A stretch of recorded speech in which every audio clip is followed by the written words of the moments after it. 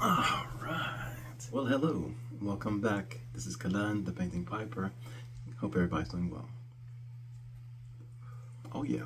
In today's video, I want to talk a little bit more about a comment I had made on Pipe Philosophy's video talking about cellaring. And in that comment, I said that I believe cellaring is overrated. Now, let's talk about it. In the world of pipe culture as we know it today, most pipe smokers are not building tobacco cellars.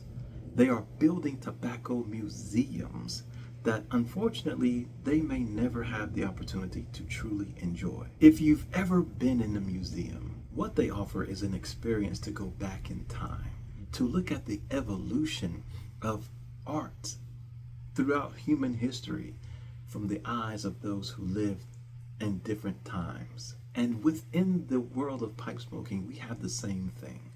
Those people who came before us were very simple. The pipes that they enjoyed were very simple. The types of tobaccos they smoked were very simple. Pipe smoking was just an everyday, simple act that helped many people get throughout the day. And throughout time, things began to become more and more complicated. Pipe shapes, pipe materials began to change. Pipe tobacco blends began to change.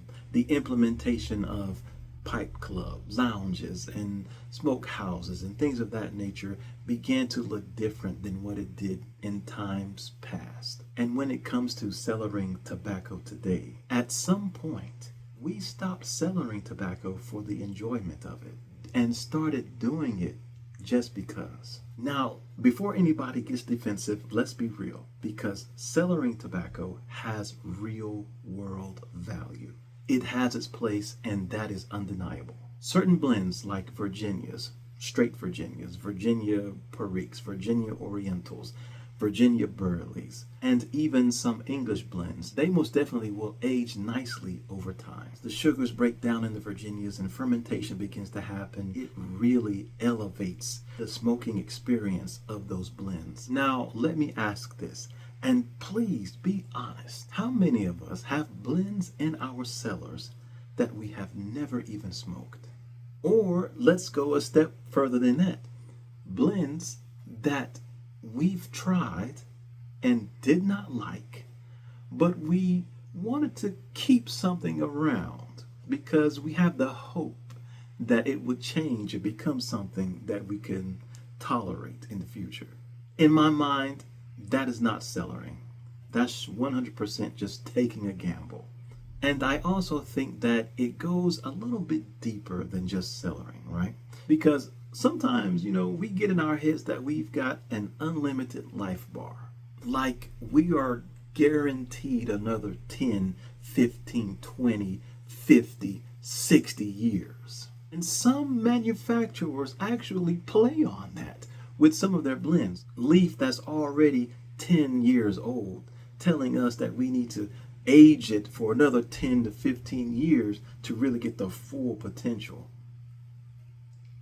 What? None of us are promised another 10 years of sitting around waiting and hoping that for that day to crack that tin, pack our pipes to something that will be a piece of heaven right here on earth. If we can't crack a tin and have that experience right now, why do we invest so much in the gamble of another 5, 10, 15, 20 plus years to be able to enjoy something? And in that time, we're going to continue to accumulate more and more and more on top of what we're already waiting for. At some point, it gets to be madness. So I know that for me, I had to shift my own thinking when it comes to cellaring. If I'm going to cellar something, it has to be a blend that I love right freaking now. Something that just hits right no matter what pipe I put it in, no matter the time of day,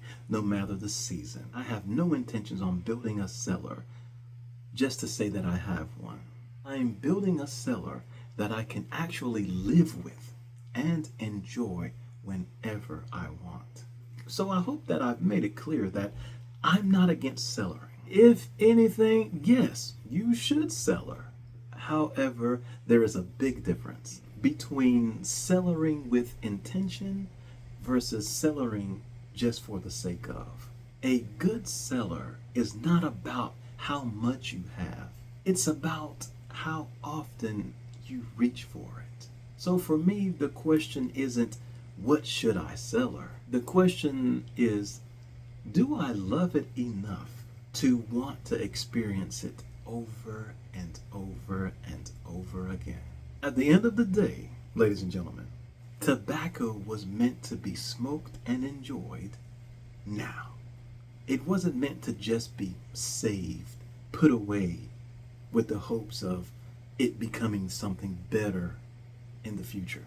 So yeah, that's my thoughts about that. Cellar with intention. The things that you love, the things that you know you will always be able to enjoy, those things that you will never have to question. So let me know what you think about cellaring. What's in your cellar? Thank you for hanging out with me. Catch you on the next one. Peace.